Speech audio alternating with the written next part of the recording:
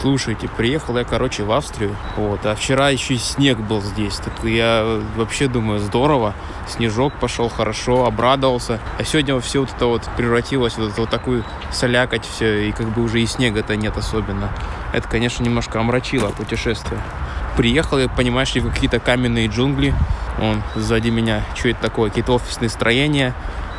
Ну, просто на метро я поехал, думаю, погуляю около Дуная. В общем, около Дуная здесь остановка есть метро. Остановился, называется Альте Дунау.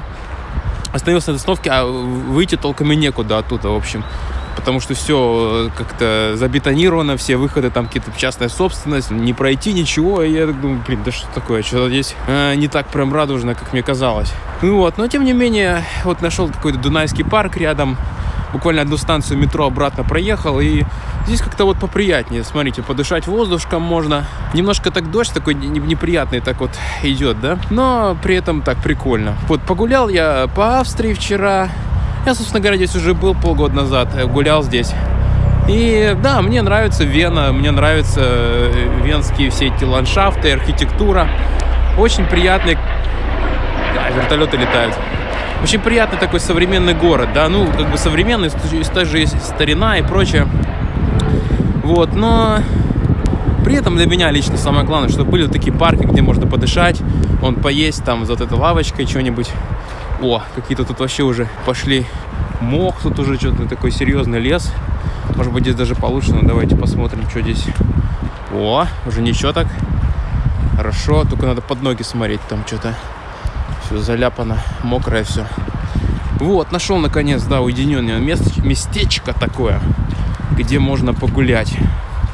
А так вот меня что удивило в Австрии, да, в отличие, скажем, от той же Братиславы, здесь все на доверии. То есть вот нашему человеку, наверное, не очень привычно будет здесь в том плане, что вот идешь на метро, покупаешь билет, вставляешь билет в валидатор, а гейтов никаких нет, то есть ворот никаких нет, которые проверяют, что ты как бы купил билет. Все на честность, все на доверие. Ну, конечно же, оштрафуют, там, если обнаружат, что ты безбилетник и негодяй ездишь вот так, обманываешь государство австрийское. Но, тем не менее, все так сделано прилично, приятно. Это хорошо, что на доверии. То есть мне это всегда нравилось, и это, наверное, так и должно быть в идеале. Но, к сожалению, не во всех менталитетах это работает. Надеюсь, когда-нибудь, что и в России, и на постсоветском пространстве все это будет работать. Так, а я в какую-то совсем слякоть пошел что-то. Ну, зато здесь есть немножко снежка, смотрите.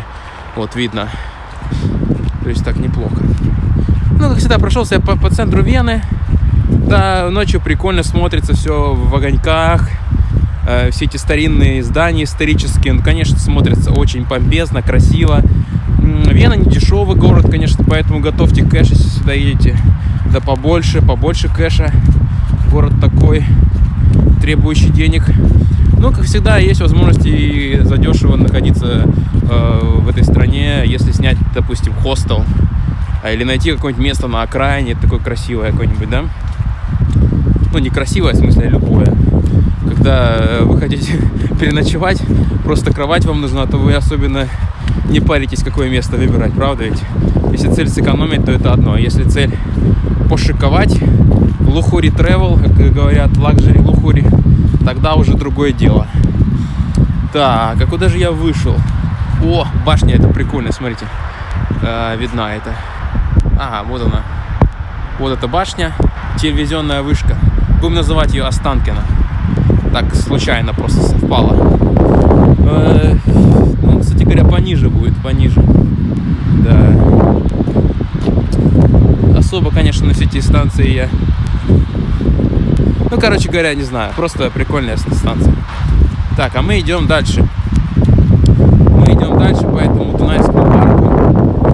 И гуляем в степи, где никого нет. И это круто. Наконец-то я во всех городах больших ищу места, где нет людей, где природа, где вот эти вот башни, да? Так, о, чем вам не Останкино? Пожалуйста, любая башня можно под Останкино. Даже вот в Берлине есть. Тоже можно представить, что это Останкино. Хотя берлинская вот башня, которую построили, да, мне она нравится вообще больше всех. Ну, как бы, ну, какая-то совсем прикольная. ГДРовская, да, вот это вот. О, а это что за фигура такая?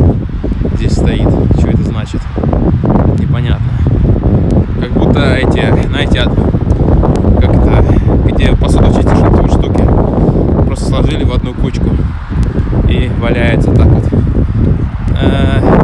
Вот типа железная дорога, смотрите, может для детей, типа детская какая-то, я не знаю, что здесь такое, надо посмотреть, загуглить.